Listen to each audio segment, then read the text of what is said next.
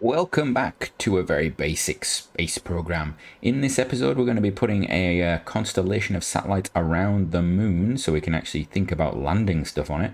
And we're probably going to try and visit some of the moons of Mars. So please join me. Well, you will probably be looking at me right now and going, what on earth is Sea Monsters doing? Why is that thing spinning around? I loaded this up and oh, we're actually using a lot of fuel from there, aren't we? Why is this not doing anything? Is this affecting my... Oh, this might be a problem. It is affecting my thing. When I loaded it up, it was stable, and then for some reason just started to spin uncontrollably at high speed. Now, I can't remember what happened at the end of the last episode as to whether we actually had a spin or not, but I'm going to be honest with you. It's a little concerning. I also want to see how much fuel this thing has actually got left in it, because it might mean I'm going to have to change my plans. It should be okay, though. So that's going to be the last craft that we actually release anyway. So, how are we going to do this? I am going to release these. So we've put them in this orbit that's like a... What is that? It's a 1 million meter orbit, or is it a 10,000, 100,000 kilometers? 10,000 kilometers? I don't even know anymore. It's terrible. 1,000 kilometers. About 1,000 kilometer, perhaps by 1.6 thousand kilometer apoaps. There you go. This one thing I will say is one thing I've noticed with this save, the having multiple probe cores on a craft like this, these here, really does sort of play around nastily with everything you have. So yeah, be aware of that. So what we're doing is I'm actually putting this into the normal. You see it's a normal. I've got it set to go to normal, primarily because I don't want to throw off my my orbit when I start doing this. If I was really perfect, I'd have actually used RCS to put this in the perfect position, blah blah blah blah blah blah blah. I have not. Okay, so we're going to see how this goes. This may fail, and we may end up, I'm not going to send a second version of this up. I've decided already. I am not doing this again. Okay, this is not occurring again. So that's not going to be an issue. So there we go. It's going to... Come on, just hold it, please. Just it could potentially just use up all of its fuel here. It's going to be oscillating, isn't it? Yeah, there we go. We're going to turn that off. So what we're going to do is I'm going to start decoupling them, and I'll basically one by one we'll put them into orbit, and I'll show you bits of that, and then I'll show you the end thing, because it shouldn't take too long. Hopefully, we'll just, there we go. Hold it. No, not that one. Now we've got to fire back the way we came, and there we go. See, sometimes it is worth taking manual control of MechJeb a little bit. There we go. It's going to go back the other way, and then we're going to do a bit of that, and then a bit of that. When you've got small thrusters like this, it sometimes gets into a little bit of a resonance where it just annoys everybody. Now the problem is, when I release these, I'm pretty sure these are going to they're going to cause problems. Let's be entirely honest. All right, so I'm coming around here. I'm going to release one now. Actually, we'll do one now straight away, and we'll see what happens. Right, we're going to decouple that. Right, that is now away. Right, so first things first. Insufficient avionics. Why have I got insufficient avionics? Maybe we need to activate the avionics. There we go. What I will also do is we're going to rename this, because I always forget to do this. We're going to call this Mark 2A. There we go. Right, now this is going to, I'm going to use MechJeb for this. First of all, is everything, can I stage? Why are we not staging? Is that now active? And turn the RCS on. I've had this problem before where RCS just, it's disabled. That's interesting. I have had this before where RCS has decided that it doesn't want to activate on staging, or staging is engaged. I don't have staging lock on. I don't even know how to turn staging lock on. I'm going to be honest with you. Right, so those are on, those are on, those are on. That's on. I will cut this out of all the other ones. And do it just as is. Enabled, enabled, enabled, enabled. And what we'll do is we're going to do a circularization. So we're going to do a maneuver planner. I could do this manually. I'm not going to. We're going to put this circularization at... No. Abort that maneuver. Thank you. Remove that. at the periapse. There we go. Create node and execute. Is this going to execute for me? We're going to find out now. Right, is it facing the right way?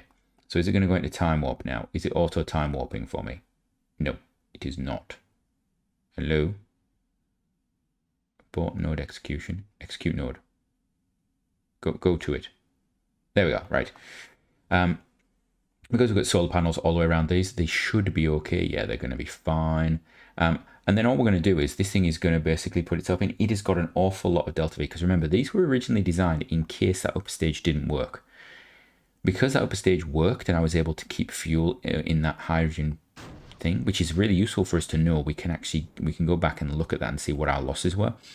Because we were able to keep hydrogen there for the trip to the moon, we've actually got an awful lot of delta V available here. So we could put them into some really interesting orbits. I'm not going to be too worried about this. What I would be doing is actually marking down that period of 3 hours, 45 minutes and 40 seconds. In fact, I'm going to do it anyway. So 3 hours, 45 minutes and 40 seconds. So if you were doing this yourself, it doesn't matter what you would ideally like your apoapsis and periapsis of all the craft to be similar, but it's not vastly important.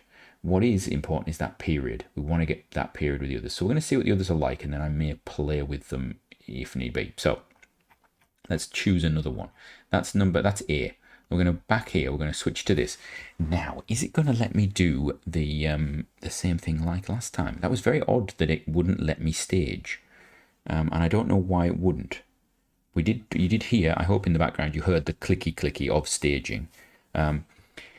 So sometimes that happens, and it's a bit of a glitch that has come in a few times with this series actually. And I've had comments below. I've had comments on the Kerbal forums as well about it, with people saying, "Oh, it's this and this." I don't believe I've got stage lock on.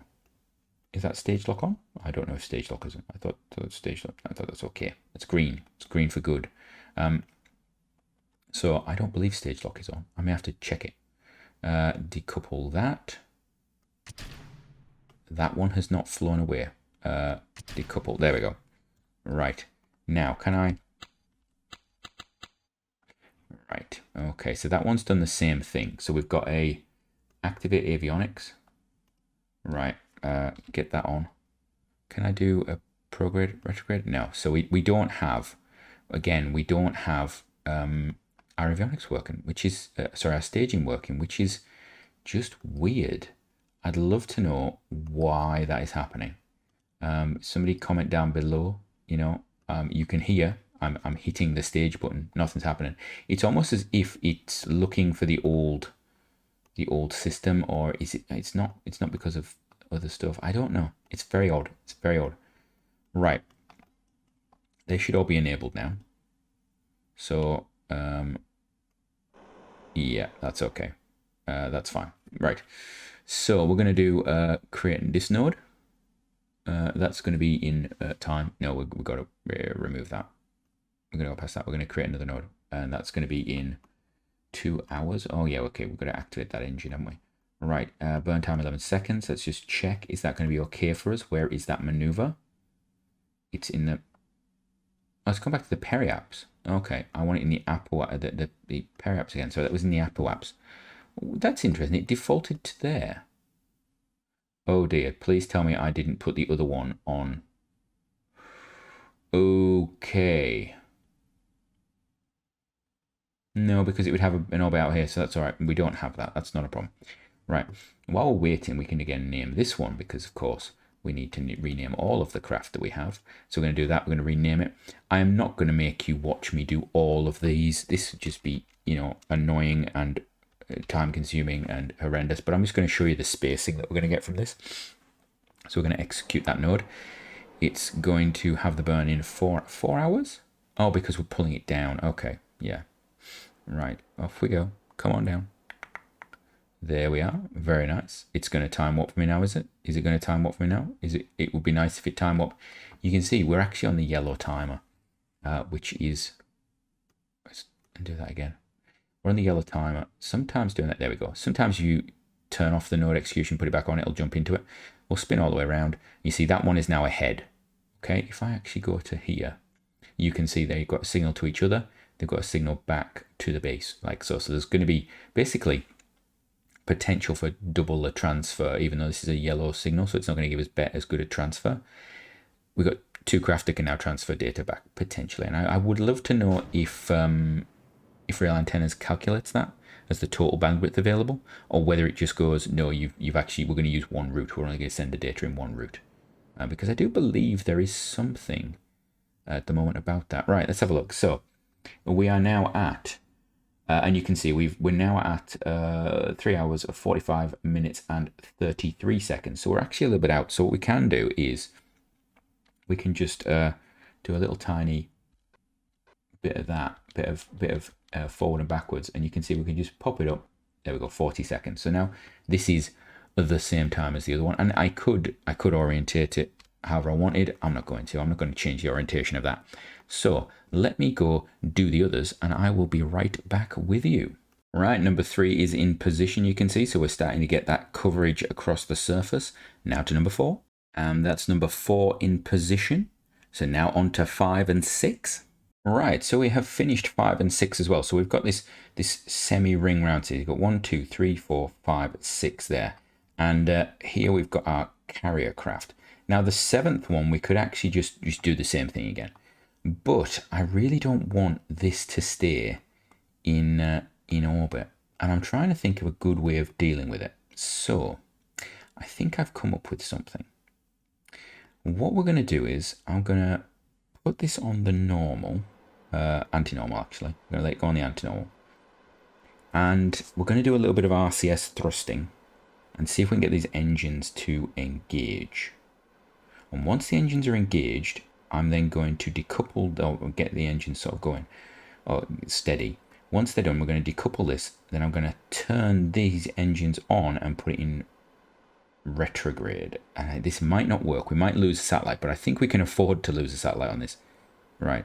So we're going to do this. We're going to, the engines are good. So what we're going to do is we're going to decouple. We're going to switch back to this. And this is going to be retrograde. And the engines have gone off. Damn. No. Yeah, and our avionics are dead because... No reason. No reason. Good. Why are avionics dead?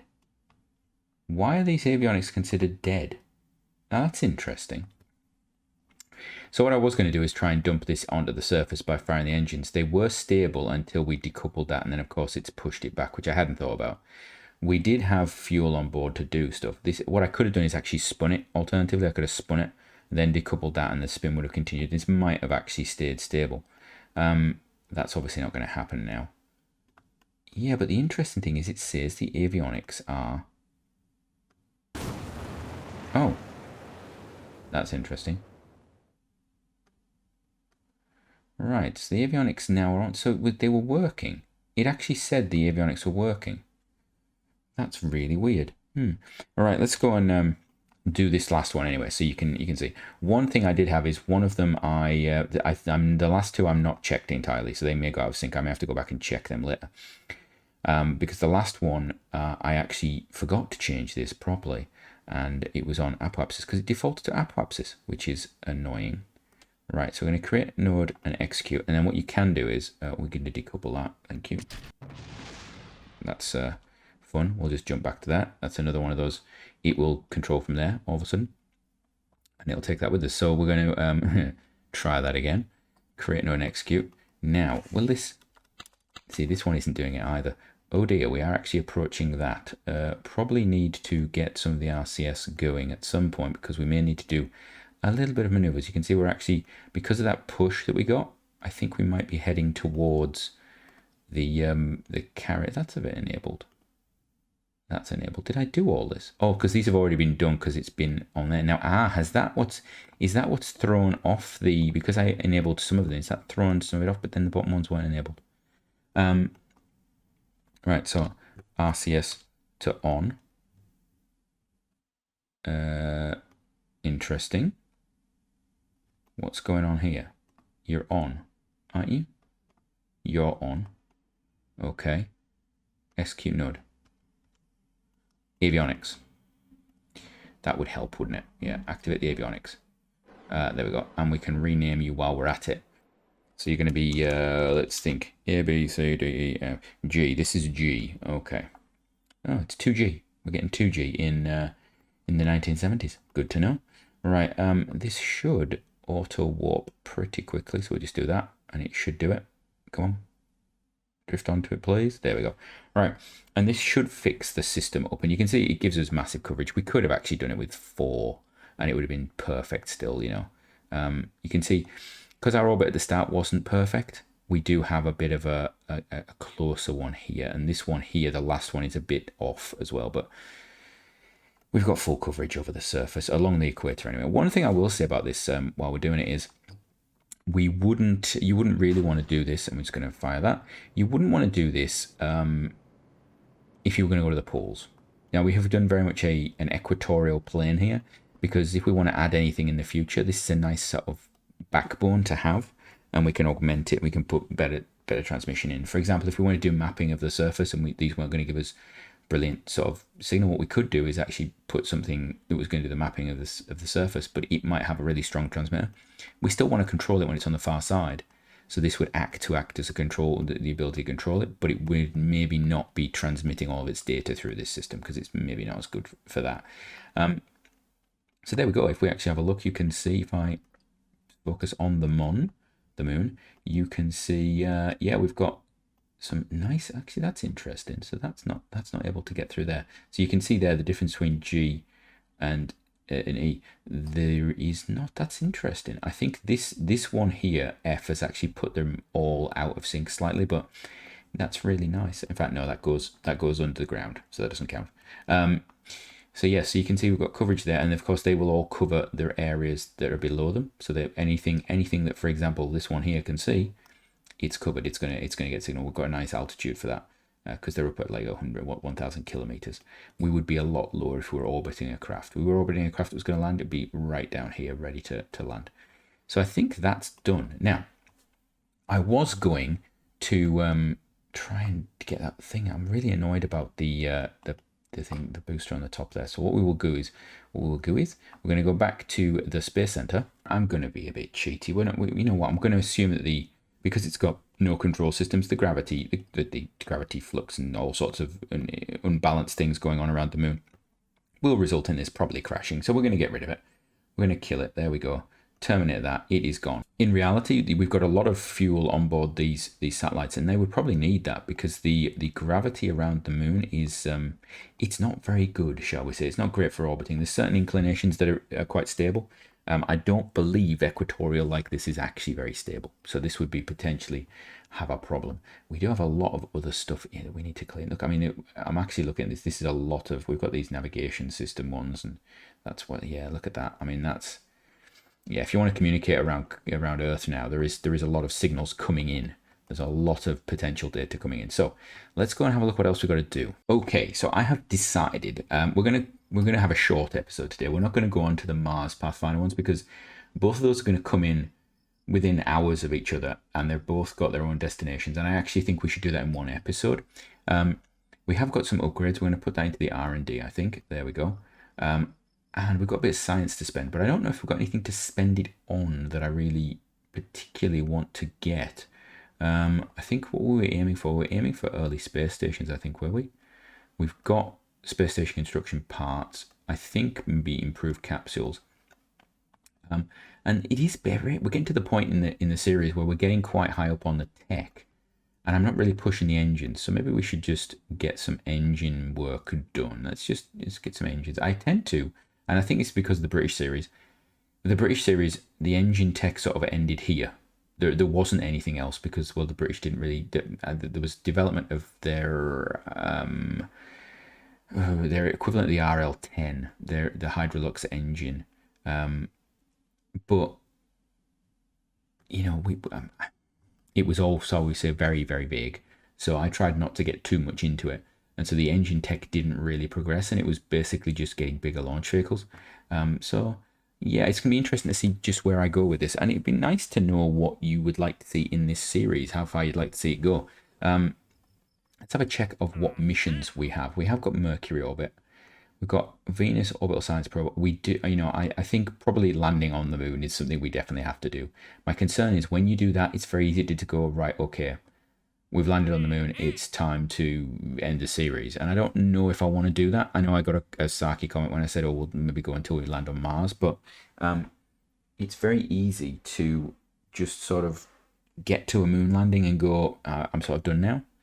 So it'd be nice to hear your feedback on it. I also think maybe this editing style needs to change a bit. I'm not sure if I want to change it in the middle of a series or whether I want to start something brand new and have a bit more of a different style. I do have something that I've been working on in the background, which is a little bit more fast-paced, a little bit sort of at it a little bit more. And by fast-paced, I don't mean speedrunning, because actually speedrunning, yeah, it's just an art of, you know, refining things until you just go for it. And I don't think that makes for great telly, shall we say. I can watch one and then I get a bit bored by it. I did actually have a whole set of series dedicated to the speedrunning, and I binned them because I just didn't enjoy it. So yeah, it'd be interesting to see what your thoughts are. We do need to we're not going to improve you. We're not going to improve you. We do need to sort that out. We do have this Deimos and Phobos landing and flybys that we're gonna do. That's going to be, I believe, the Pathfinder 3 and 4. Oh, sorry, 2 and 3 are going to do it. What have we actually got? We've got nothing being built at the moment. We can actually get rid of that. I don't need that. I might put the Mark 2 up in orbit of Earth if I need signal and get rid of those communication sats and things like that. But we'll do that off camera. We've got Pathfinder Venus 3 coming in. Do we have a window for the Venus missions though? Is it even going to be, is it worth me even sending it? We do have an atmospheric probe possibly for that. So add new alarm. Let's have a look. Have we got a Venus window? Venus, yeah, that's perfect. From Mercury, no, from Earth would be the one I'm looking for. There we go. Add alarm. That is in. Oh, we have a Venus window in 30 days. Now, that might be worth me just rolling out then. Yeah, let's put that out on the pad because that's actually worth us doing. We can have a look and see. What's the orbital science probe? We could do that. We could Venus atmospheric. Venus atmosphere after going below there. Yeah, I think we could get both of those. So potentially we could do both of those. Apoapsis below that, orbit for 2 minutes. Maximum apoapsis of that. Yeah, we do that easily. Got to be in orbit. Yeah, I think we could go for that. And that just gives us some cash coming in because we look as though we've got a lot, but the one thing I'm aware of is to go for these lunar landings, I'm going to have to get a big rockets. We're going to have to go big. We also might want to send some crew up or something. Is there any crew we want to hire actually while we're actually thinking about it? Let's have a look. Is there anybody that jumps out? High courage, low stupidity is what I'm really looking for. A Maya. Well, you're a Maya. I'm going to choose you anyway, aren't we? So how many have we got of you now? 1, 2, 3 of them. We've got Regina, Annalise, and Renata. Like triplets. Pilot, engineer. I could do with a scientist maybe. Brenda, you are really terrified by everything, aren't you? I mean, properly. Tobias is better, but the fact that you're basically got no courage whatsoever amuses me. I quite like that. We'll have you. And who else do we want? Do we want another scientist? We've got 2 scientists. We've got a lot of pilots, probably an engineer just in case. I mean, I'm doing this because if we get to 2 and 3 crew capsules and we do a lot of that, you end up their missions require that you actually have a couple of different things. Victoria Thompson, you are very stupid and exceedingly courageous. I quite like that. Let's have that. There you go. Right, so that's that crew. So next episode, we will be going to Mars. I'll launch the Venus mission probably off camera and show you that, or I'll do it as a speedy up bit or something. I might show it, I might not. I haven't decided.